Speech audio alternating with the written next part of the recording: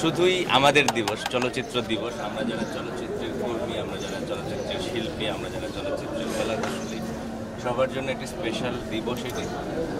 একটি অন্যরকম দিন আমরা সবাই মিলে উদযাপন করছি। আর প্রতি বছরের মতো প্রতি বছরের চেয়ে এইবার একটা আরও বেশি অন্যরকম হচ্ছে।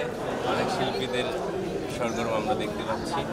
সব মিলে প্রত্যাশা হচ্ছে আমরা সিনেমার উন্নয়ন চাই, সরকারের সুদৃষ্টি চাই। যেহেতু বঙ্গবন্ধুর তৈরি এই আমাদের এফডিসিকে আরও সামনের দিকে এগিয়ে নেওয়ার জন্য আমাদের মাননীয় প্রধানমন্ত্রী শেখ হাসিনা যে দায়িত্ব ভার নিয়েছেন, তিনি আমাদেরকে বলেছেন যে আমাদের সিনেমা সামনের দিকে এগিয়ে যাবে, বহির্বিশ্বে যেন আমাদের সিনেমা উঁচু করে মাথা তুলে দাঁড়াতে পারে, সেই দৃষ্টি তিনি দিয়েছেন, বলেছেন। আর যেহেতু তিনি সব জায়গাতেই উন্নতির দিকে আছেন, আমাদের সিনেমা একটু পিছিয়ে, আমি বিশ্বাস করি এই বছরের মধ্যেই সেই যে ঝামেলাগুলো আছে আমাদের সিনেমার, সেগুলো সব শেষ হয়ে যাবে এবং আমাদের সিনেমা সামনের দিকে অনেক বেশি সোচ্চার থাকবে।